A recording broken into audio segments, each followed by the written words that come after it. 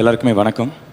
நான் ஆக்சுவலாக இந்த ஸ்டேஜில் நான் வந்து என்னை எப்படி இன்ட்ரடியூஸ் பண்ணிக்கிட்டோன்னு நினச்சேன்னா, நான் வந்து வணக்கங்க, என் பேர் சாந்தனு, இது என்னோடய முதல் படம் அப்படின்னு.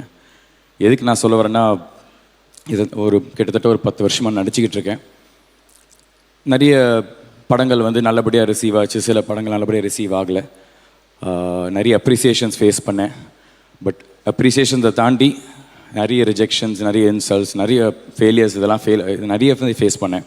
இது எனக்கு மட்டும் இல்லை, நிறைய ஒரு ஆக்டரோட லைஃப் அப்படி தான்.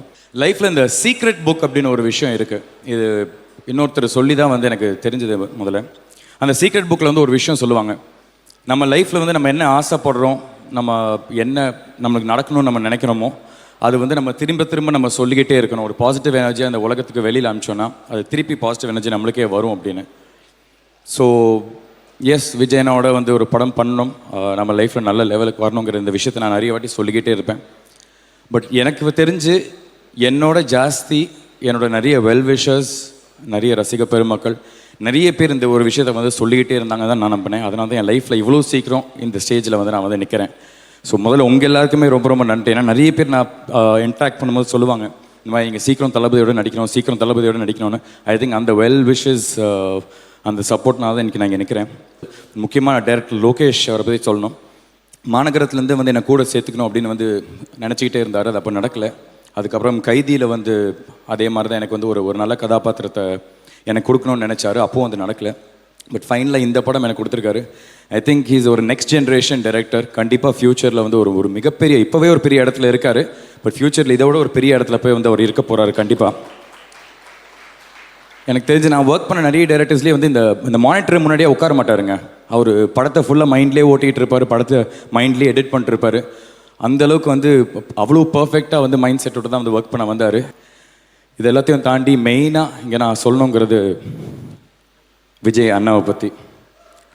எனக்கு வந்து விஜயண்ணாவை பற்றி ஒரு குட்டி ஸ்டோரி என்னென்னா, வந்து சின்ன வயசில் வந்து எனக்கு காதலுக்கு மரியாதை இந்த படங்கள்லாம் பார்த்து எனக்கு வந்து விஜய் அப்படிங்கிற ஒரு நடிகர் இருக்கார், நல்லா இருக்கார் அப்படிங்கிற ஒரு ஃபீலில் தான் இருந்தேன். ஒரு டிரான்சிஷன், கில்லி அப்படிங்கிற ஒரு படம் ஒன்று வந்துச்சு. அந்த படத்துலேருந்து நான் வந்து ஒரு ரசிகராக மாற ஆரம்பித்தேன். நான் அவர் பண்ணுற சின்ன சின்ன விஷயங்கள் எல்லாத்தையுமே நான் வந்து ரொம்ப மைன்யூட்டான விஷயங்களாக நான் நோட் பண்ண ஆரம்பித்தேன். அதுக்கப்புறம் லைஃப்பில் எல்லாருக்குமே வந்து ஒரு செகண்ட் லைஃப்னு ஒரு விஷயம் இருக்குது. அதாவது அவங்க லைஃப் வந்து கல்யாணமாகி அடுத்த ஸ்டேஜ் போகிறது. ஸோ அந்த தருணத்தில் வந்து எல்லாருமே குடும்பத்தில் இருக்கிற முக்கியமானவங்க ஒருத்தவங்க பக்கத்தில் இருக்கணும், பெற்றோர்கள் கூட பிறந்தவங்க இருக்கணும் அப்படிங்கிற மாதிரி தான் நினைப்பாங்க.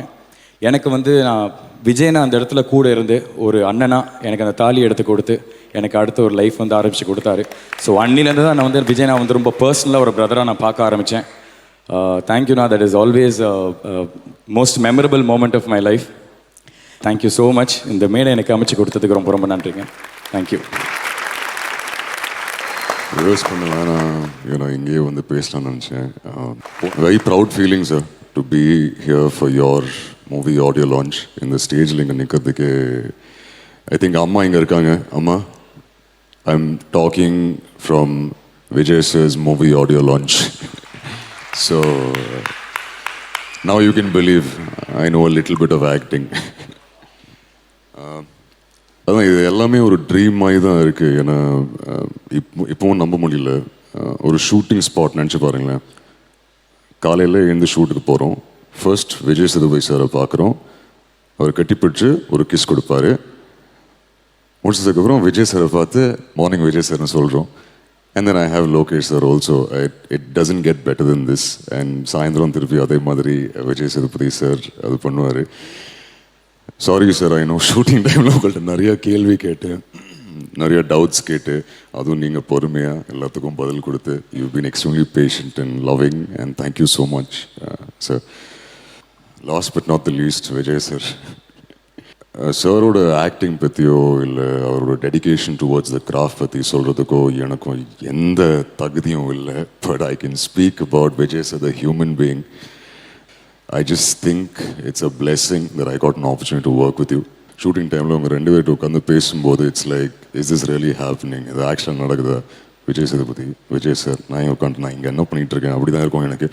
But thank you you much sir for the opportunity. நிறைய பேர் வந்து விஜய் சாரோட நண்பர்ஸ் என்கிட்ட கேட்டிருக்காங்க, ஏன் நீங்கள் விஜய் சாரோட ஒரு ஃபோட்டோ இன்னும் அப்லோட் பண்ணல. ஹானஸ்டாக சொல்லணும்னா I tend feel like asking for a picture. ஏன்னா ஒரு ஹாலிவுட் படம் ஒன்று இருக்குது call the secret life of Walter Mitty. அதில் ஒரு ஃபோட்டோகிராஃபர் வந்து ஒரு ஸ்னோ லெப்பர்டோட ஃபோட்டோ கேப்சர் பண்ண போவார். ஸோ பக்கத்தில் இருக்கிறவங்க கேட்பான், எப்போ கிளிக் பண்ண போகிறேன்? ஸோ இஸ் இல்லை, நான் கிளிக் பண்ண மாட்டேன். ஏன்னா sometimes I don't want the distraction of the camera, I want to live that moment. So நான் ஏன் விஜய் சேதுபதி சாரும் விஜய் சாரோட அந்த ஃபோட்டோ கிளிக் பண்ணலைன்னா I want to recollect that moment for the rest of my life. I can play it back that I actually worked with both of you, two wonderful human beings. Thank you once again, and a big thank you to Vijay sir's Nanbas and